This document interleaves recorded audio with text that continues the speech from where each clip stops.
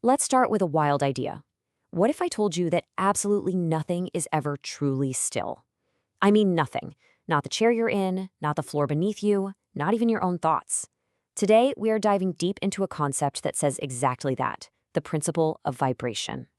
Our guide for this is a pretty mysterious little book called the Kybalion. And it kicks things off with this quote, which is basically a warning. It's saying, hey, what's inside here isn't for just anyone. It's for those who are actually ready to listen. All right, so let's get right into the heart of it with the first big idea, a universe in motion. This is the third of the book's 7 big principles, and honestly, it's the foundation for pretty much everything else. It's simple, but it's a total game changer for how you see reality. This right here, this is the core of the whole thing. The big takeaway is that stillness is an illusion. The book claims that from the tiniest subatomic particle all the way up to the biggest galaxy you can imagine, everything is just in a constant state of vibrating motion. And here's where it gets really mind-bending. According to the Kybalion, there's no real wall between the physical world and, say, the spiritual world. It's all just one long spectrum of vibration. So way down at the slow, dense end, you've got matter, like a rock. And then way up at the super fast end, you've got what it calls pure spirit. It's all the same stuff, just vibrating at different speeds. Okay, so if everything is just vibration, so what? What can you actually do with that information? Well, this is where the book gets really practical and applies this huge universal idea directly to our own minds. The book's biggest claim is that the universe itself is fundamentally mental. And if that's true, then mastering your own mind is the key to mastering your reality. They call this mental alchemy, the art of transforming your own negative mental states into positive ones. Just like the old alchemists wanted to turn lead into gold. And this is basically the how-to guide. So take fear and courage. The book says they aren't two totally separate things. They're just two ends of the same emotional spectrum vibrating at different frequencies. The art here is to use your will to consciously slide up the scale from the low vibration of fear to the much higher vibration of courage.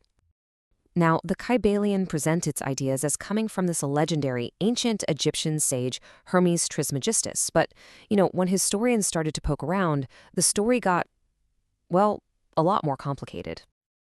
So this is the big question, right? Are we dealing with some lost wisdom from the dawn of civilization, or is something else going on here? And trust me, the answer changes everything.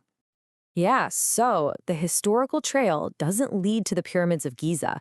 It actually leads to early 20th century America, right in the middle of a booming spiritual movement that was taking the country by storm. This timeline really tells the true story. See, the idea of vibration in connection with thoughts wasn't ancient at all. It was kicked around by a philosopher named David Hartley way back in the 1700s. Fast forward to the late 1800s, and the New Thought movement in America grabs onto it. Then, bam, 1908, the Kybalion comes out and wraps all these very modern ideas into one neat package.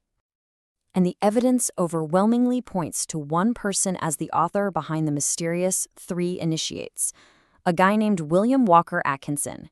He was a major figure in the New Thought movement, and if you read his other books, the style, the themes, the focus on thought vibration, it's almost a perfect match for the Kybalion.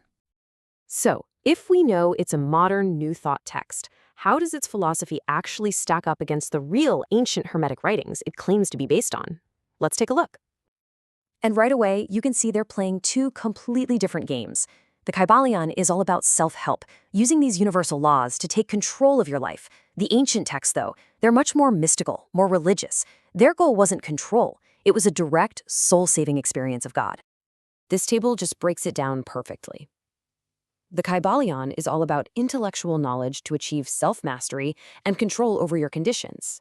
Ancient Hermeticism, on the other hand, is about a kind of revealed spiritual knowledge, gnosis, that leads to this ecstatic union with the divine. So one is about controlling your world, and the other is about transcending it. So, with all that said, what is the Kybalion's legacy? How did it become such a modern spiritual classic despite its creative origins? Even though its historical claims don't really hold water, you just can't deny the book's influence. It's massive. It brilliantly took these really complex, esoteric ideas and boiled them down into this simple 7-step system that was perfect for the new world of self-help.